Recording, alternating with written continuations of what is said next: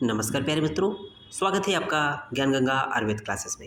आज हम लोग बात करने वाले हैं रसशास्त्र और भेषज कल्पना के अंतर्गत रस द्रव्य परिचय 2 के अंतर्गत पॉइंट नंबर 4 की बात करेंगे। तृणकांत। तृणकांत जिसको अगर हम लोग साधारण भाषा में जो है कहरुबा कहते हैं, कहरुबा, जो कि यूनानी में अर्थात फारसी में भी बोलते हैं। और इसका जो इंग्लिश नेम है अंबर नाम है।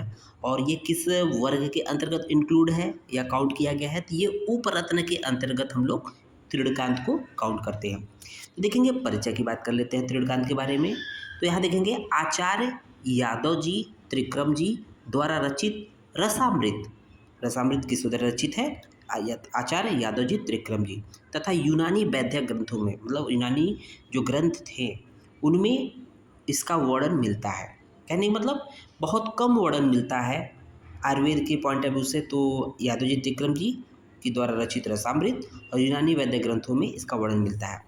यह अश्मीभूत वानस्पतिक रॉल अर्थात फॉसिल्स रेजिन है ना। फॉसिल जानते ही हैं, ठीक है। फॉसिल्स रेजिन है।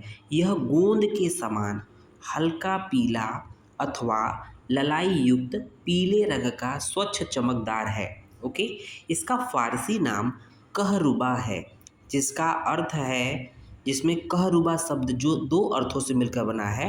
इसमें कह का मतलब होता है सूखी घास और रुबा का मतलब खींचने वाला या आकर्षित करने वाला।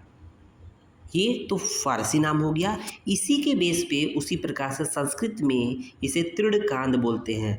तृण प्लस कांत। तृण का मतलब क्या होता है? सूखी घास।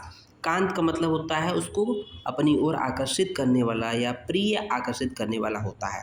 इसके विषय में बोला गया है कि इस द्रव्य को किसी रेशमी वस्त्र पर, ऊनी वस्त्र पर रगड़कर जब सूखी घास की तरफ ले जाते हैं तो सूखी घास इसकी तरफ आकर्षित होने लगता है, जैसे चुंबक का काम होता है। कुछ इसी तरह से ये भी सूखी घास को अपनी ओर आकर्षित करता है।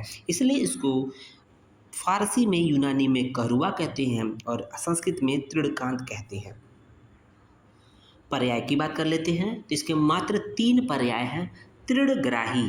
तृण मतलब सूखी घास को ग्रहण करने वाला, आकर्षित करने वाला।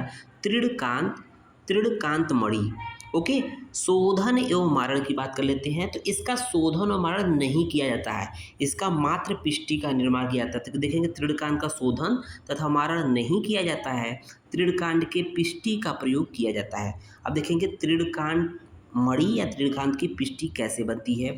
तृणकांत को गुलाब जल, केवड़ा अर्क या चंदन अर्क से 2 दिन, यहाँ लिख दीजिएगा 2 दिन तक मर्दन कर इसकी पिष्टि का निर्माण कर लेते हैं।